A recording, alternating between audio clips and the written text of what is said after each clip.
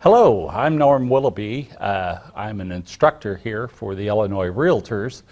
And along with me today, I've got Mike Oldnettle, who is also an instructor, and both of us actually serve on the Real Estate Administration and Disciplinary Board for the state, so we get to see each other quite a bit, at least on WebEx anymore. So we wanted to have a discussion today about what should a new licensee expect from their sponsoring broker and also their designated managing broker. Of course, as you know, recently there was a change in the license law concerning those responsibilities, specifically for new licensees.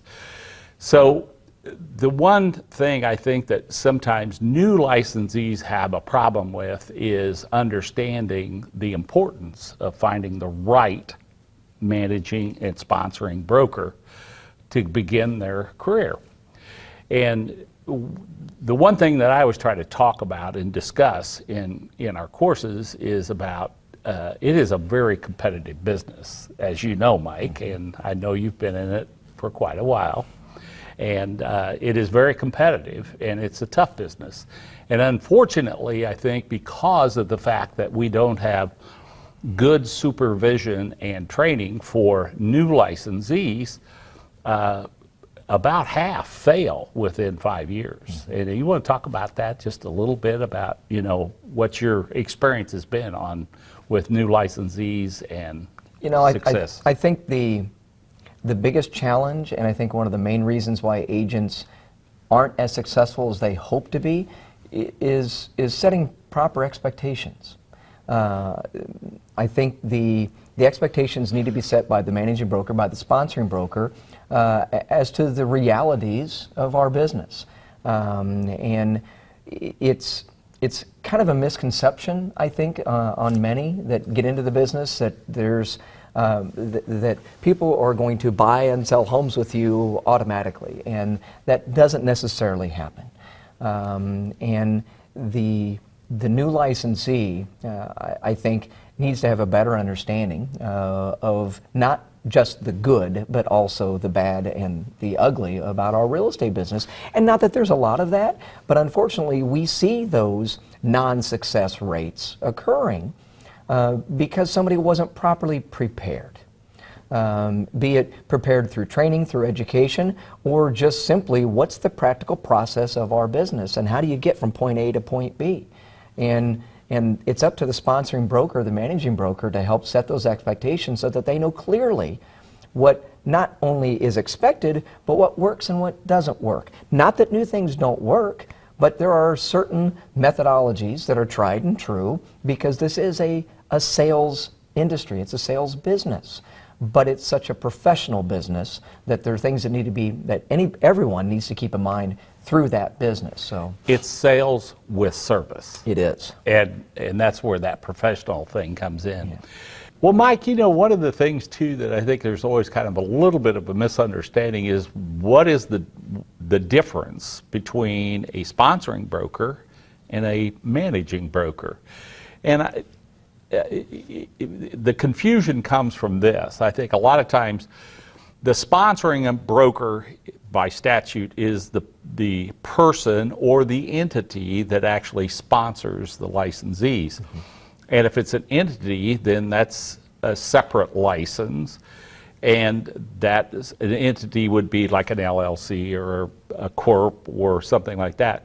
But a managing broker, as a sole proprietor, in other words, they're operating their business off of their Social Security number, can in fact be both, be the sponsoring broker and the designated managing broker. Now the business entity that is the sponsoring broker, the biggest requirement they have to operate is they have to hire an individual to be the designated managing broker, that individual person. So I think would you want to expound on that? But I think I pretty much covered it. What do you think? And I agree. I think there's just a little confusion about it, but the sponsoring broker is actually the person or the entity who holds the license.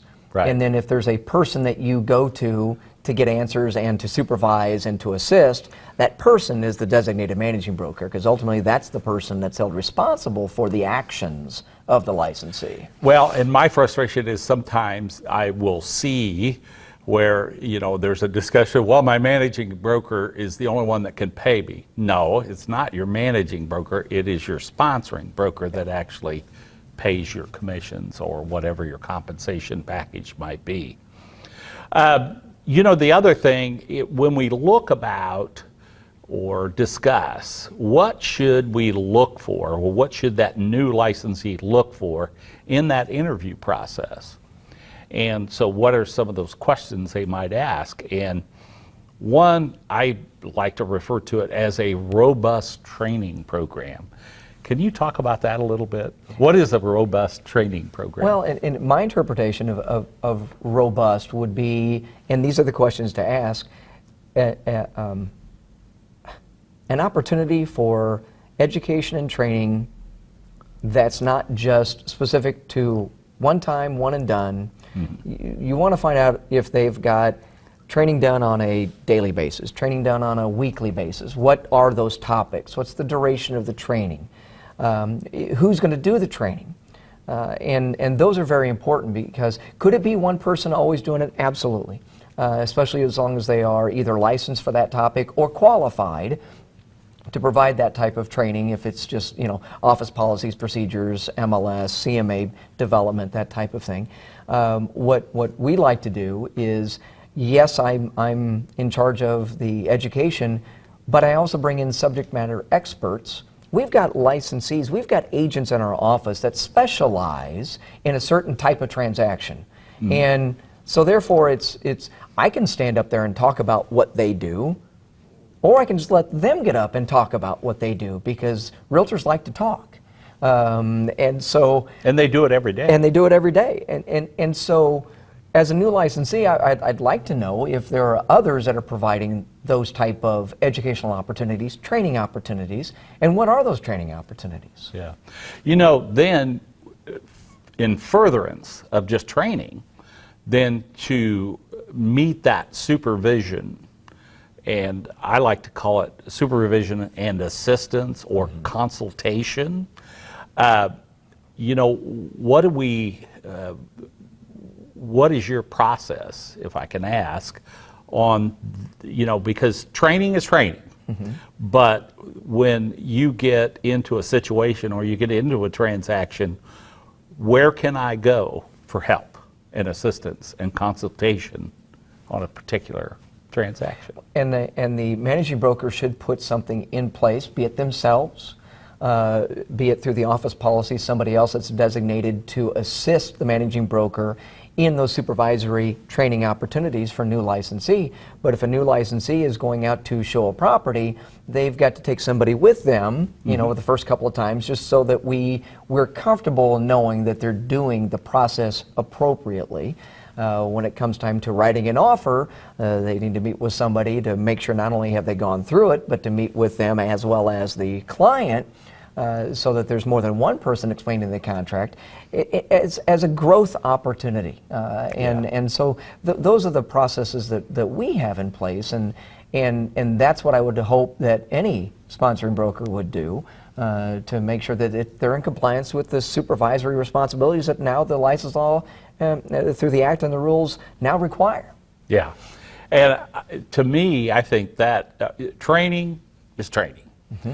but as a furtherance of that, it is that supervision, assistance, and consultation when you're in the middle of that transaction. And what do I do? It's the sponsoring broker, either through the designated managing broker or through their process, has to be involved. It has to. And you previously mentioned about being on teams. We happen to be a team-centric community where mm-hmm. I'm at.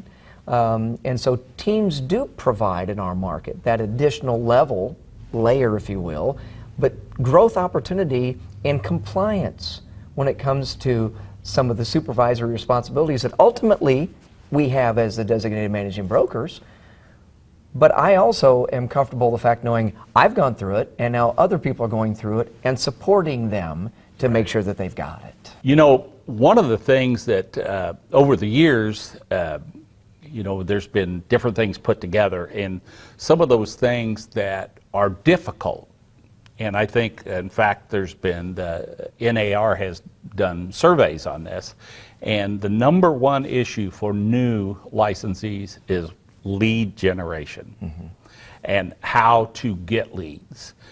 And one of the things that I think is imperative if a sponsoring broker or buying through their designated managing broker have a program where they can assist new licensees in getting involved in transactions. And because, as you know, this is a business that you cannot learn from a book. You just can't. I mean, I can teach concepts and I can teach terms and all of that, but until you actually practice, that's when you begin to learn. And unfortunately, if you don't have the business, you're not going to practice and get better at it. So I'm a big advocate for new licensees to participate in teams because I think that team structure gets them involved in transactions. Would you agree with that? You know, the team structure does. The team structure also helps provide another layer, if you will, of training, of mentoring, and in some cases education for a new agent. A team is not for everyone, but there are benefits to being on a team. Lead generation is also one of those from the team. And it's a good opportunity, especially perhaps even with the team, to do role playing, which is an uncomfortable thing to do, but quite frankly, it's good training. Because in our business, you know, part of any type of a sales technique is understanding how to overcome objections. It's also to help provide somebody a more clear understanding, as opposed to just saying just the opposite of what they might think. So, but with lead generation, a company that provides leads is something important, and a team provides additional leads. Right. Well, and you know what, I think when these new licensees are searching for a sponsoring broker, and I try to teach this in pre-license, but you know, you have to have that additional training and supervision, and you need to weigh that into your factor of choosing a sponsoring broker. And there's more to finding a sponsoring broker than just who's going to pay the highest commission split, because training costs money.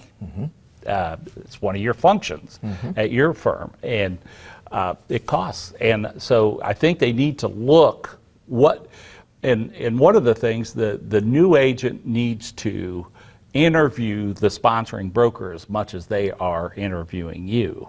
And that's what I always say, and look for and provide documentation that they have a robust training program. Or a mentoring program with, you know,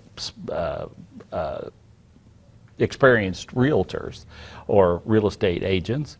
And then once they are in that transaction process, supervision and assistance and, you know, some sort of program for lead generation. So I think all of those are very important.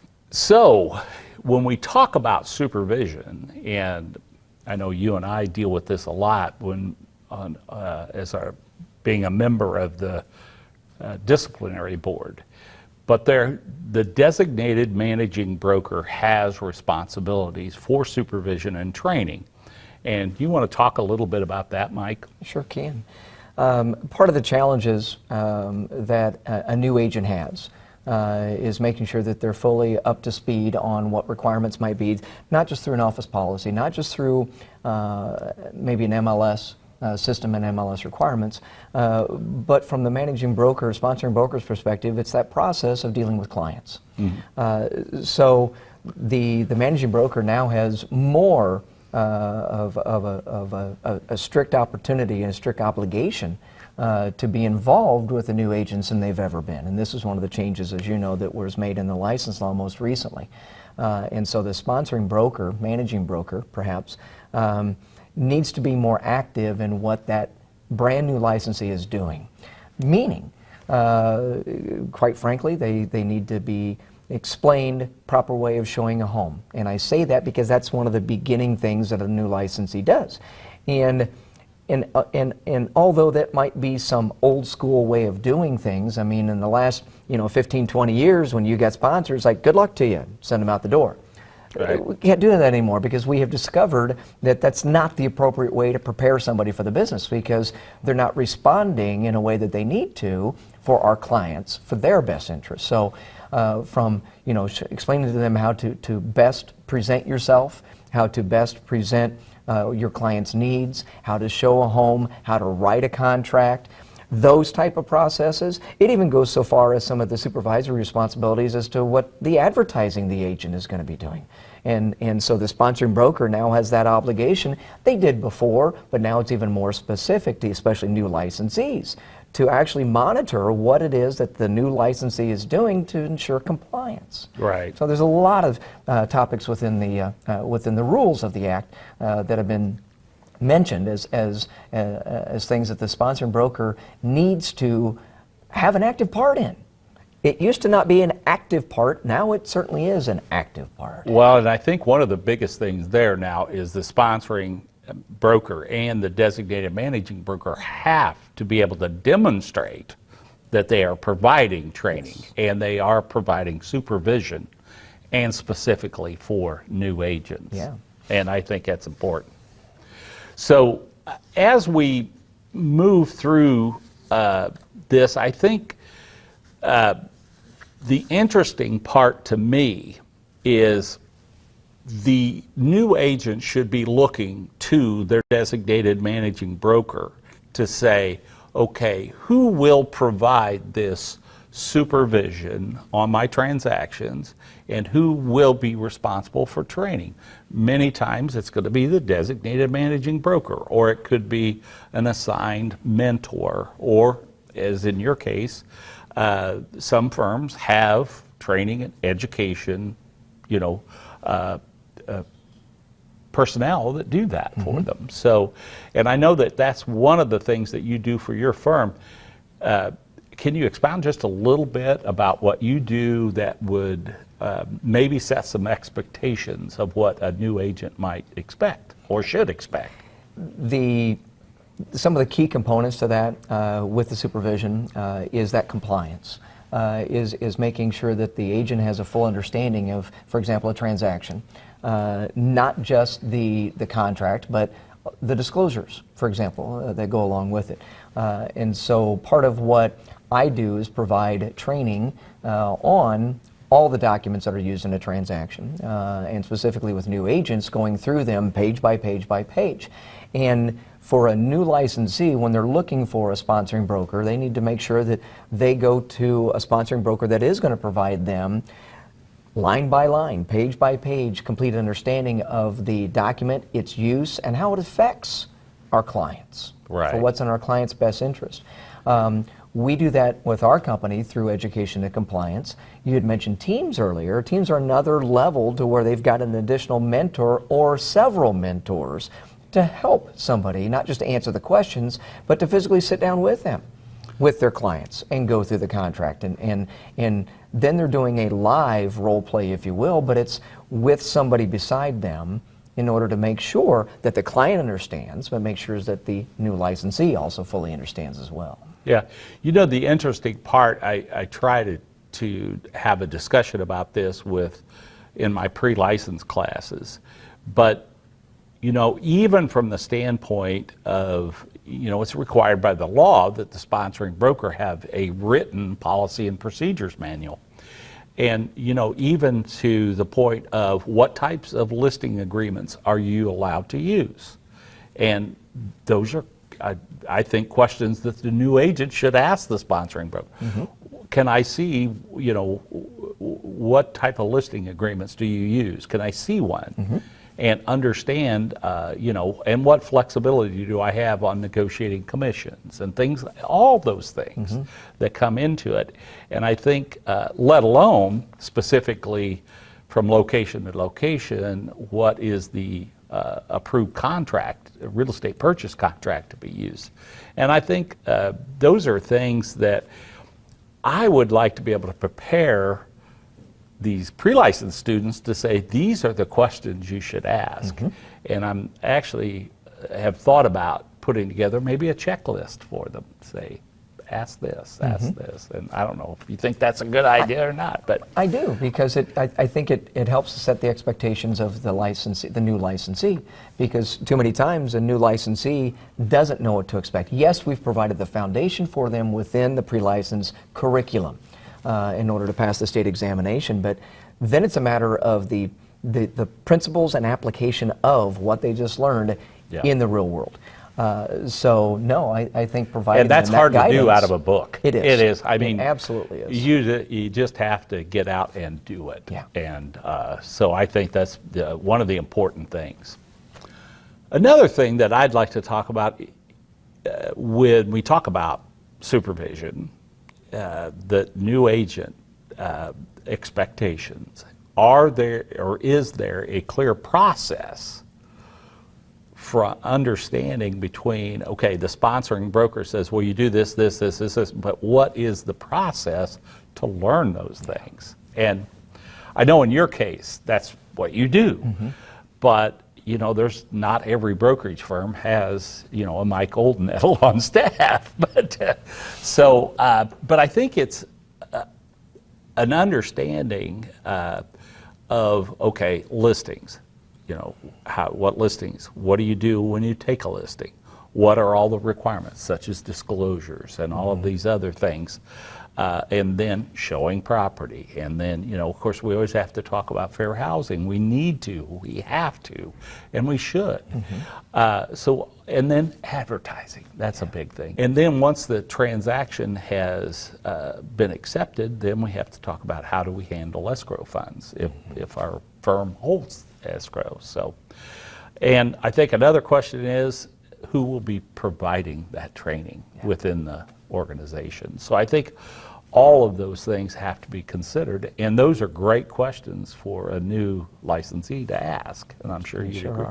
You would probably be floored if somebody walked in and said, well, what about this, Mike? What about that? Yeah, and I certainly, as a new licensee, would ask, what other real estate disciplines does your firm, or do you as a sponsoring managing broker, sponsoring and or managing broker, what other real estate disciplines do you participate in? What other types of real estate do you sell besides homes? Because some are commercial property specialists, some are farm, some are other types of land use. Property management? Property management, appraisals, which is a different licensing, but certainly I'd want to know from the sponsoring broker, if I wanted to venture out into these other areas of real estate, will I have the help to do that? Will I have somebody that will walk me through, get a better understanding of that type of a transaction, but also walk me through the documents, because they're different. They are, very much different. And you know, the other thing that comes up to comes to my mind is almost all licensees, or all licensees are going to be participants or subscriptions to MLS, and they all have their own procedures and, you know, what's required in a listing. And then the other thing that I think sometimes gets forgotten, but most new agents aren't going to go out and start getting listings right off the bat. What they are going to do is what? Show properties and represent buyers. Okay, what do you do when you represent a buyer? And I think those are all important keys. Absolutely, and I think one of the first things that any new agent should remember to do and ask their sponsoring broker to assist in this is to reach out to their, what we call, sphere of influence. I mean, we talked about lead generation, and quite frankly, everybody needs to know that you're in the real estate business. And that means whether you want to mail something, email something, whatever the case might be, people need to know that you're in the business, and you need help getting that exposure.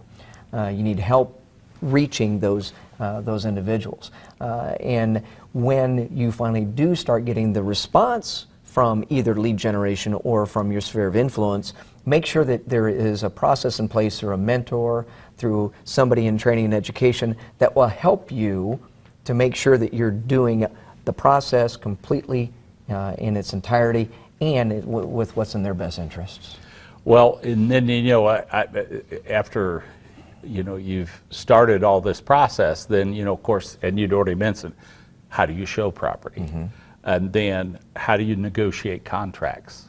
And one of the keys that I think that needs to be trained is CMA developments, the comparative market analysis, because that's one of our biggest value propositions, I think, to clients is knowing the values of properties, whether you're a buyer or a seller. So. And so make sure to ask for training and opportunities to learn how to do that, generally through an MLS system, but if not, how do you get that data to do the market analysis? And how do you take that data and assimilate your opinion of the value? Yeah.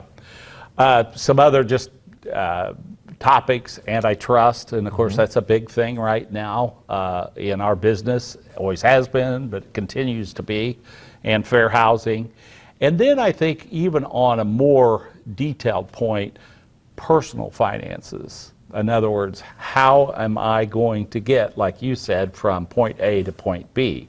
Because we all know that, it's a production, compensation-based business, and what resources do I have for 6 to 8 to 10 months or a year to get me through this to where I am? And I think, and then of course the thing that we all have to deal with, and especially old guys like me, technology and how it's interfaced into our business. And it is. And there are those that are technologically challenged. I'll say that. and frankly, embracing it is important. Can you survive without technology in our business? It would be tough. It can be done, but our business has changed so much. Everyone needs to evolve with it, and from the brokerage services that are provided and the technology that's based to provide that service, to MLS systems, to lock boxes for access to properties. The technology has been embraced by our industry, and so yes, there's a lot of technology training that we do, from CMAs to the MLS, the proper use of lock boxes, and of course rules that go along with that for access to properties and so on, which end up being violations of license law if not done appropriately, the code of ethics, and so we do all that. Make sure that as a new licensee, you please find out that all of that is going to be provided to you. Well, and when we talk about technology, I sell farms, and you'd think that'd be the last place, but I think the last 3 or 4 transactions I've had an absentee seller, absentee buyer, and electronic signature. Everything was done electronically. And that I've seen has been a risk challenge. And for new licensees, make sure that you're just not clicking to send a link for you guys to sign the contract and get it back to me without being on the phone with them, without going through the document before they get it. Because too many times agents, even seasoned agents, are not fully explaining what it is that a buyer and or a seller might be signing before they sit down and do it electronically. So it's incumbent upon us to walk through that with them. One of the things that I think is most important, one of the most important services we can provide to our client is managing our client's expectations, and that's part of that. Because we all know where we have problems in transactions, and you can anticipate them, and it's always a lot easier to deal with them before it's a problem than after. So just to kind of finish up here, and I think my point, and I'm sure it is yours as well, Mike, is just to understand how important it is for new agents to find the right sponsoring broker and that training. And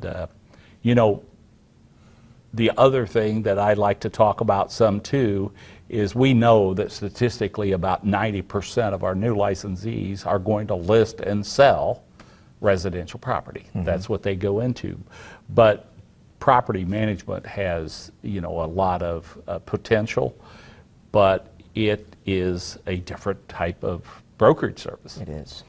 and commercial and all of those things. And I always say, find your niche and stay in your lane. You know, and I'd like to impress upon everyone that it's not, and Norm mentioned this earlier, your decision should not be based on what's my commission split. Right. What's the compensation plan that's going to be provided by the sponsoring broker? For crying out loud, you need to be happy, you need to be fulfilled, you need to find a sponsoring broker that's going to provide the right culture. Not just a culture of training and education, but a culture of support and mentoring. Those are key. And Reputation. reputation needs to be at the forefront, and you need to feel comfortable where you're at. It's if you find a place that you walk into every day and it feels right, you know, there's always smiling individuals that are always willing to help. There are some seasoned agents out there that will do anything for anybody just because they have learned so much and they're willing to share. And if you can find that culture, that's the best thing for you. It is. Well, thank you, Mike. It's been a pleasure talking to you this morning. You too. And, hope to talk to you in the future. Thank you. Thank you.